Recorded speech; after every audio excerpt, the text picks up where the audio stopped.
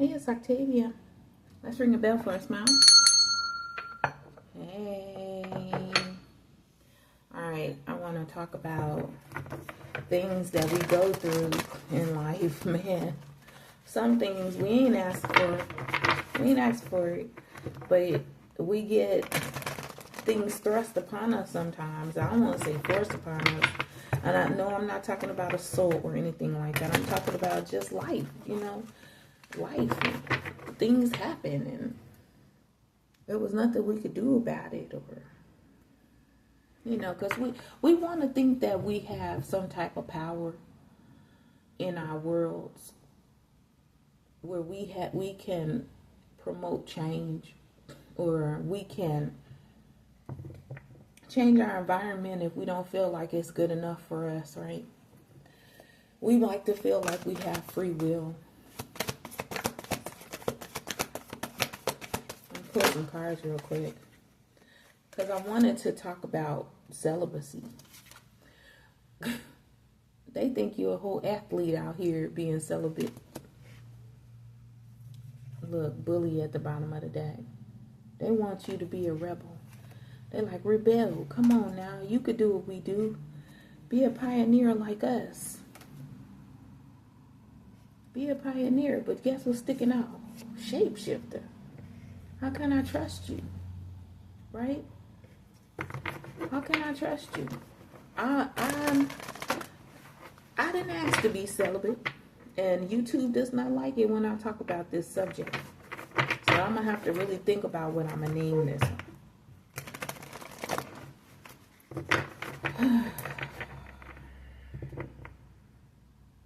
Okay, I wrote down some questions to answer. Yes, it's difficult to be celibate.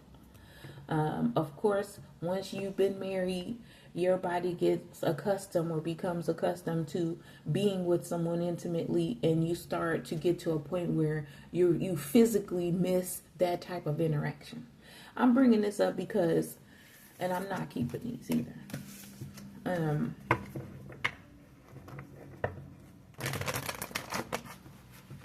I remember going to a church retreat when I was in the young adults, and pastor was like, okay, if you've been married, come on into my group. We're going to talk about celibacy, and we're going to talk about, and I said, I'm not going in there. I was like, y'all going in there? And they were like, I'm going to see if I can sneak away, but Pastor be what? I said, I don't want to know pastor like that. Like, I was still new to the church, and I didn't want to.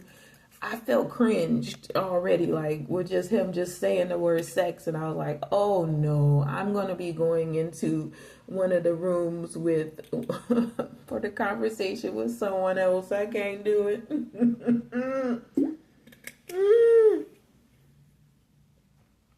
I'm telling you, I knew I couldn't, so I went somewhere else, and but I could still hear pastor through the wall. And I know I didn't get the message the way, like totally 100%, like how I could have got it had I gone into the study room area with pastor. But I wasn't ready for that yet. I wasn't, because even though I wasn't married anymore, well, I was still married, but we had been, oh my God, so many years into our separation. At that time, he had another child, you know what I mean? He had lived with 2 different women by then, but he still didn't want to sign those divorce papers. So anyway, I had moved on. I owned my home. I had my job. I was raising our 2 children, but I was dating, I dated, and I, did what I wanted to do. That's how I'm going to say it, because just like as if I was a single woman. And that's how I felt. Like, nobody can tell me or make me feel like I'm doing something that I shouldn't be doing after I've been trying to get this man to sign these divorce papers. Now, that's my first marriage.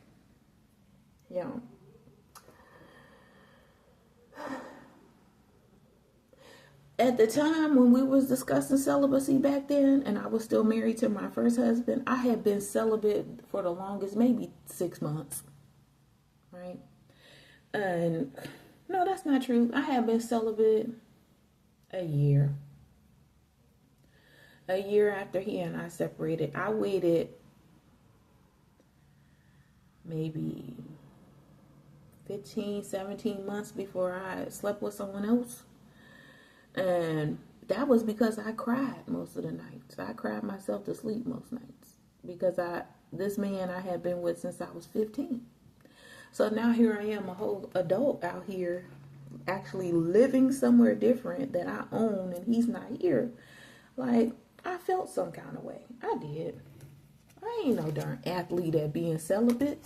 It's hard as fuck. We got spiritual haters on the bottom of the deck. I understand. I get it. Men and women be like, why the hell you gotta be over there not having sex? You supposed to be teaching your children. And I know we got the detective eyeballing. Why is she watching? These people do not believe that I'm actually really not dating and not having sex with anyone. I'm not. I'm going through my second divorce. Yeah. They're like, you're a fool. No, I'm just kidding. The fool is out here watching. The fool is out here watching. Using humor to wound rather than liberate. Denial of your truth. They laughing at me. I know. I can't care. Yeah, they kicked me out. They kicked me out their group because I wouldn't have random sex with people every night. The king. Whomever he is. Possibly that gang. The forever child here.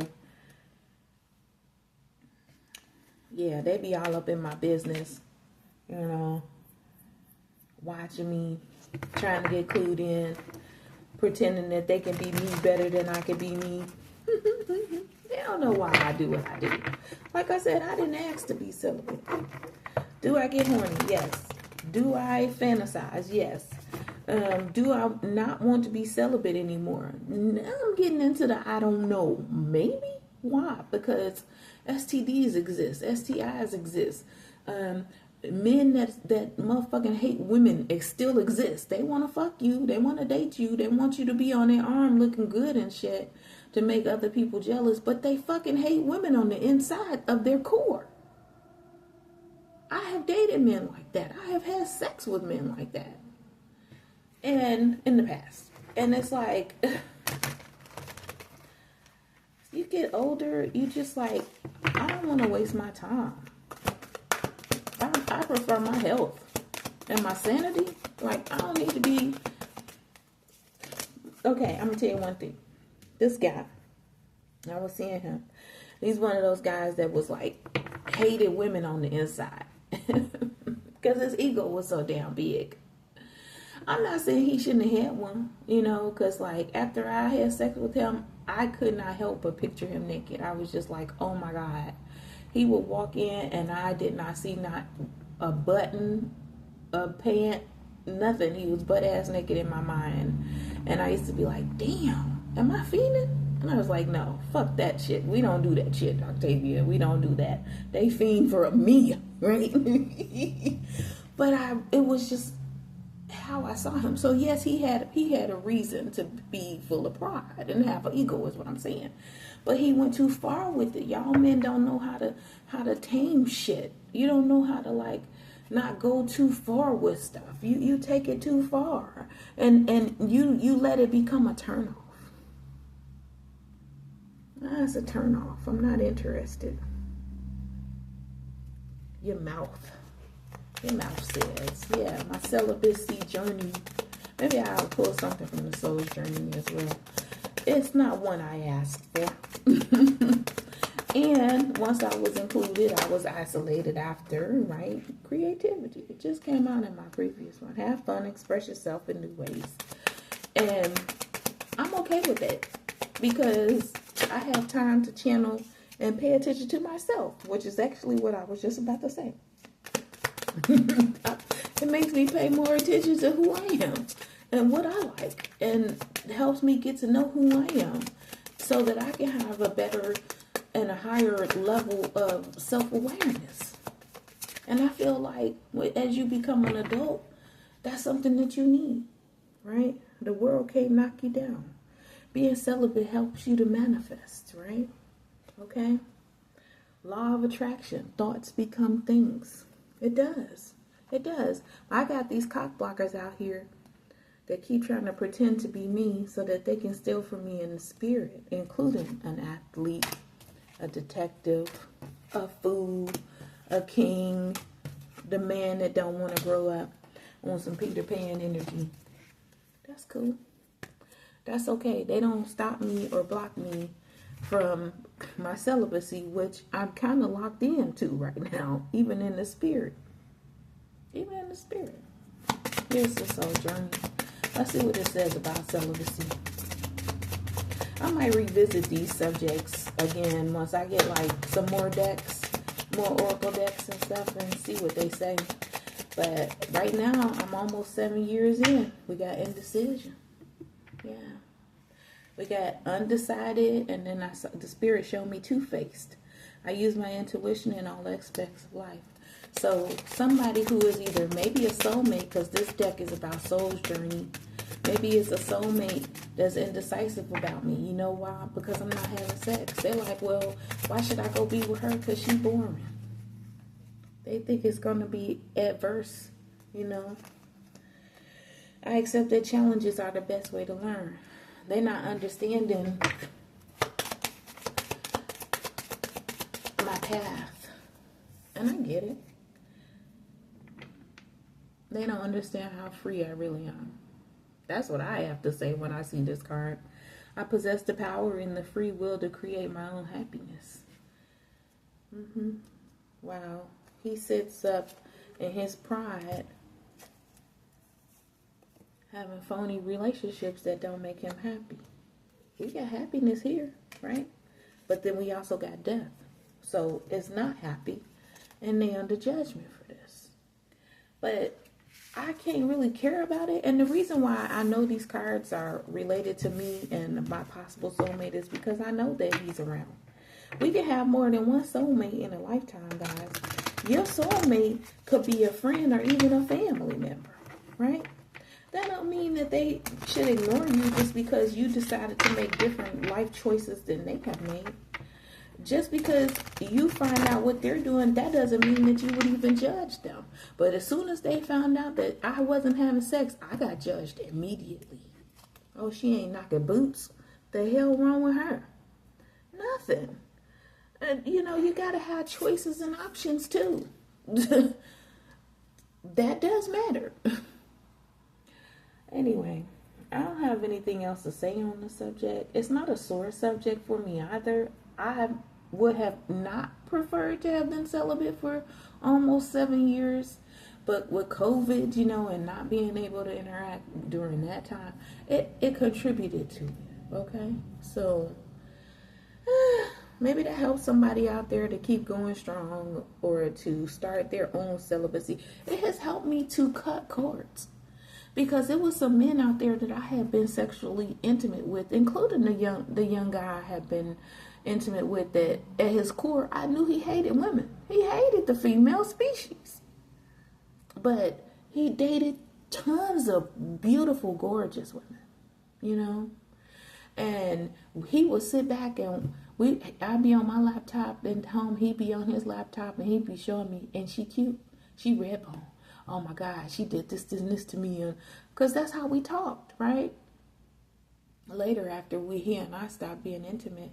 But we stopped being intimate because of his words. Because how he talked, right?